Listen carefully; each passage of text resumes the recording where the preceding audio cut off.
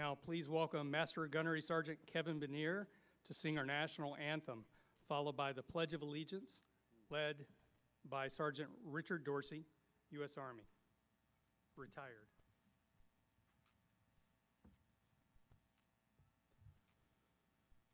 Oh, say, can you see by the dawn's early light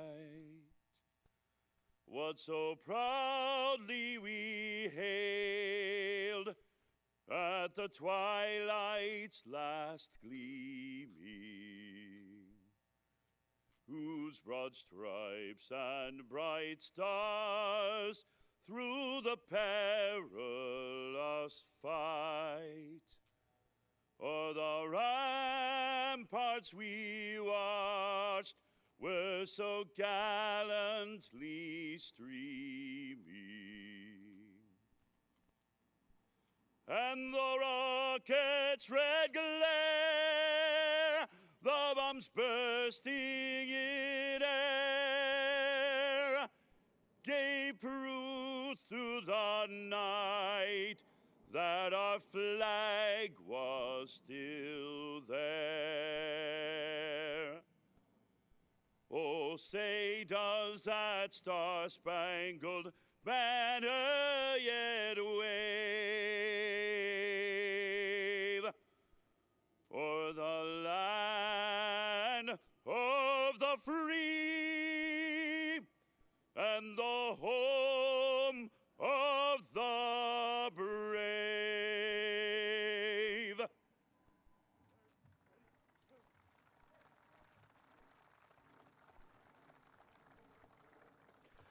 As a reminder, those that are active military may salute the flag. Those that are veterans may also salute the flag or put their hand over their heart. Everyone else, please, gentlemen, remove your hats and join me with the Pledge of Allegiance with the reminder that the people, the men and women on this wall, gave their lives to honor the pledge they took. I trust that we will continue to carry on that great honor. So say it with me, if you would, I would invite you. I pledge allegiance to the flag of the United States of America and to the republic for which it stands, one nation, under God, indivisible, with liberty and justice for all. Thank you.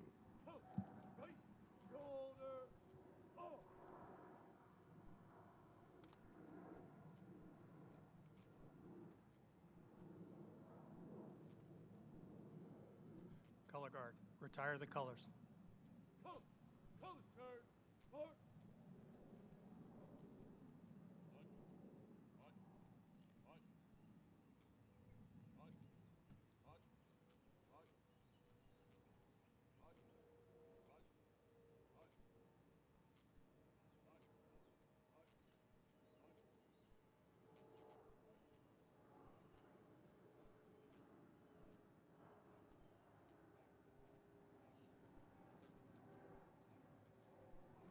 Everyone, please be seated.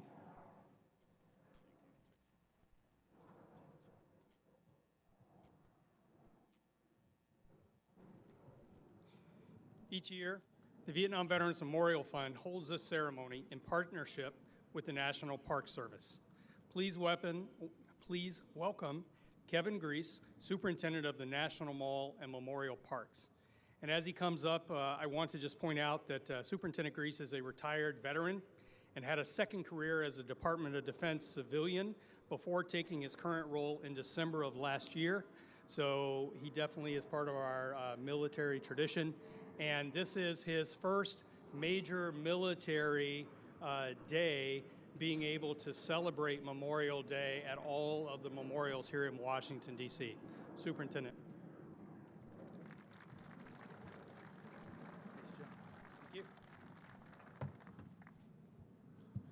Thank you, Jim. Jim's right. This is my first Marathon Memorials, which is absolutely inspiring, and I'm very honored to do this.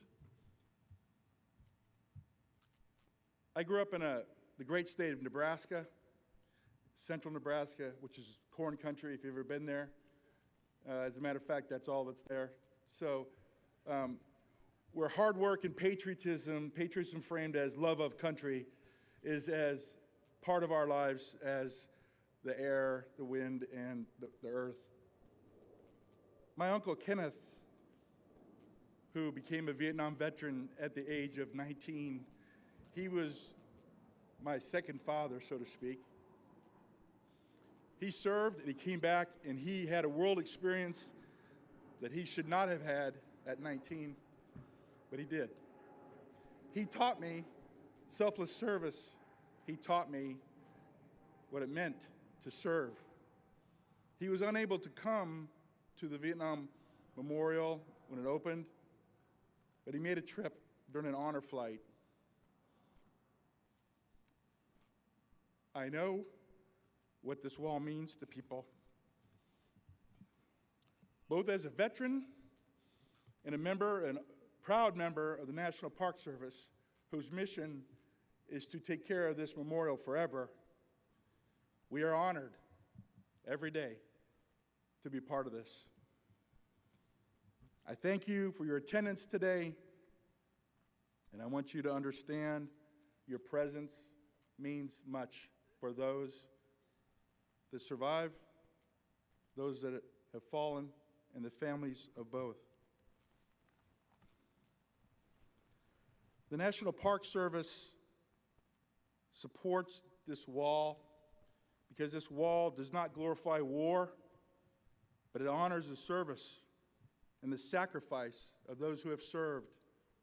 It's a sacred place for grieving, healing, and learning, especially for our youth, more important now than ever before. A place where veterans can find connection and families can find meaning.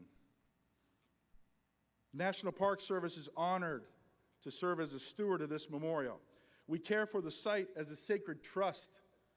Many of our employees, many of those in the National Park Service are veterans or families of veterans, and they take this more than just a task, but a commitment, one that they share and love. Our staff and volunteers, especially our numerous volunteers, the love that they show, work daily to maintain the dignity and reverence. We protect and preserve this site with shared stories with the new generations. Part of that remembrance, you may not even be aware that when the memorial was opened, many family members and other veterans left items on the wall. They're not here today because we make room for others, but we have kept almost all of those. We have them in a repository several miles away. We have not forgotten. Not only do we take care of the wall, we take care of those memories. We are grateful to the partners, the Vietnam Veterans Memorial Fund, without which we could not take care of this wall to the level that it is, as Jim reminds me all the time. Thank you to the veterans, the Gold Star families, the service members, and the citizens who do not forget. Whether you've shared the sacrifice or not, you understand what it was for and how we benefit from it today. Your presence helps fulfill the Memorial Day promise that they will not be forgotten. The cause for which they fought, love of country, will not be forgotten. I close with the words of President Ronald Reagan, spoken here in 1984. Those who fought in Vietnam are a part of us, a part of our history. They reflected the best in us. No number of wreaths, no amount of music or memorializing will ever do them justice. But it is good for us that we honor them and their sacrifice. May we each do our part, in whether a small way or a large way, to honor their memory, not just today, but join the National Park Service as we honor them every day. Thank you very much.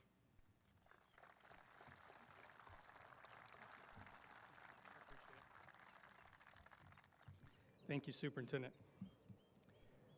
We have more guest speakers than usual to mark this momentous anniversary today, but I beg your indulgence for a few minutes to put some things into perspective. U.S. involvement in the Vietnam War spanned a 25-year period from 1950 to 1975. The earliest U.S. advisors in Vietnam were authorized in 1950 by President Truman. The country was split into North and South in 1954 through a peace accord when the country gained independence from France, and the U.S. ground combat troops arrived in March 1965. With the fall of Saigon on April 30th, 1975, the country was reunited as the People's Republic of Vietnam under communist control. During the final weeks, the United States evacuated about 130,000 people, most of whom eventually made their way to America. Over the next 15 years, almost 2 million Vietnamese immigrated to the United States, often through harrowing and life-threatening journeys. What became known in the U.S. as the Vietnam War saw 2.7 U.S. servicemen and women deployed to Vietnam, and 58,281 killed, whose names are remembered here. Of those who served in Vietnam, 70% were volunteers and 30% were draftees. Allied nations joined the fight alongside the Americans, including forces from South Vietnam, Republic of Korea, Australia, New Zealand, Philippines, and Thailand. Although there was never a formal declaration of war, it was a war in every sense for those who fought it, those who protested it, those back home who watched, waited, and lost loved ones. We seem to rarely remember there was initial public support for military deployments after a U.S. Navy ship was attacked off the coast of North Vietnam in the fall of 1964. But sentiment slowly turned against the war by what President Nixon later dubbed the vocal minority. In early 1968, the news media declared there was no clear path to victory, and existing public cries to end the war and bring Americans home became louder and more common. It took 7 more years and 2 more presidents to finally see the war's end. During the evacuation in the final weeks, the U.S. evacuated 130,000 people, mostly by airplane. Operation Baby Lift delivered thousands of orphans to several countries around the world, including the U.S. The final few days involved an operation called Frequent Wind, with helicopters delivering thousands to U.S. Navy ships offshore. Evacuees went to staging areas in the Pacific, most to Guam, before most made their way to the U.S. through 4 camps established around the country.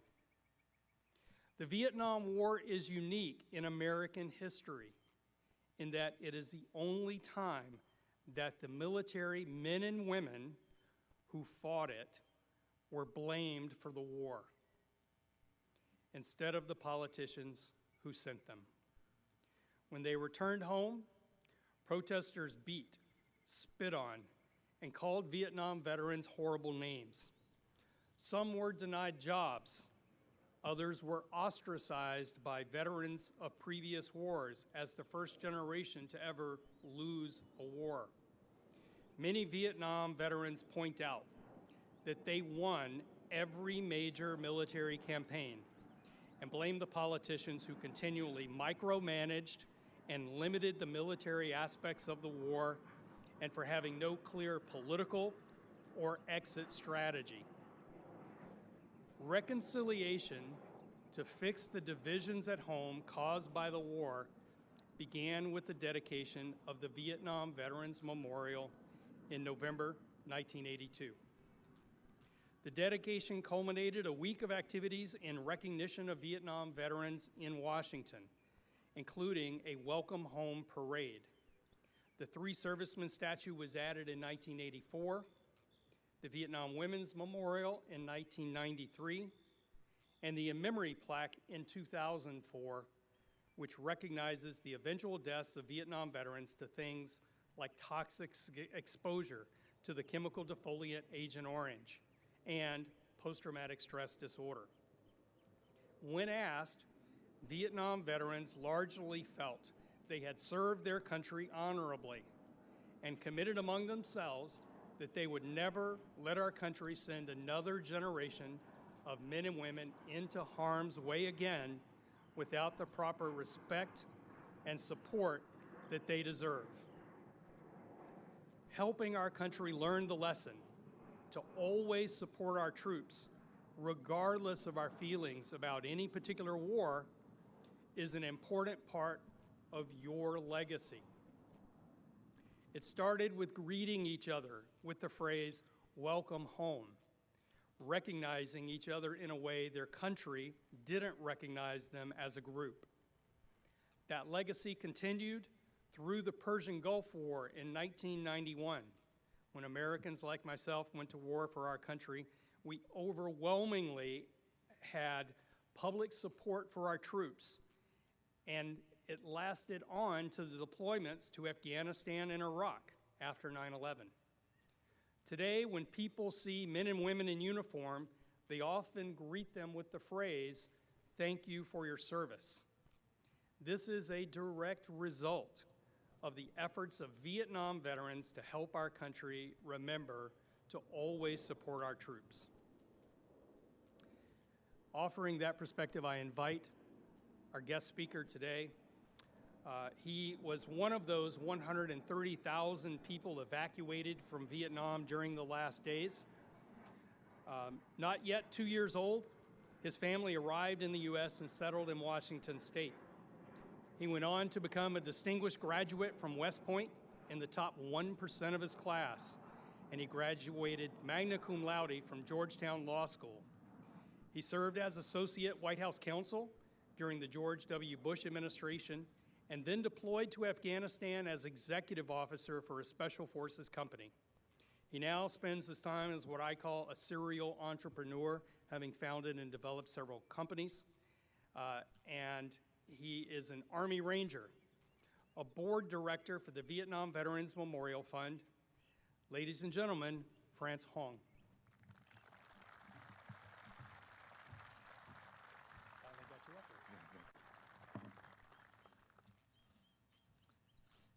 Good afternoon, distinguished guests, fellow veterans, Vietnamese Americans, and friends.